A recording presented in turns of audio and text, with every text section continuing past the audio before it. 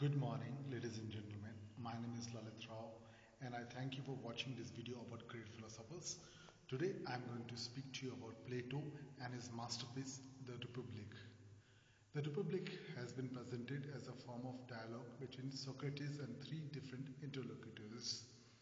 It's a book in which Plato questions what is a perfect community and who is the ideal individual within this perfect community.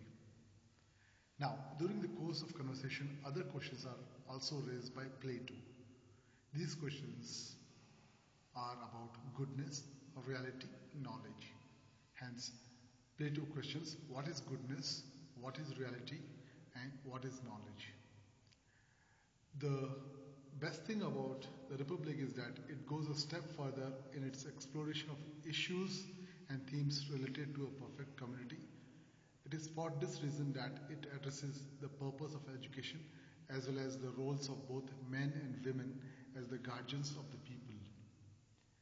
The language and the text used in the Republic is lucid, and there is an excellent use of allegory. Through his book, The Republic, Plato reaches the ultimate goal of depicting a state which is bound by harmony and ruled by philosopher kings.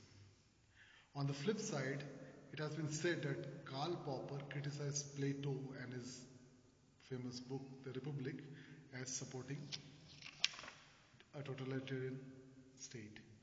The Republic is divided into 11 parts: introduction, preliminaries, education, the first stage, guardians and auxiliaries, justice in state and individual, women and the family, the philosopher ruler, education of the philosopher, imperfect societies, theory of art, the immortality of the soul, and the rewards of goodness.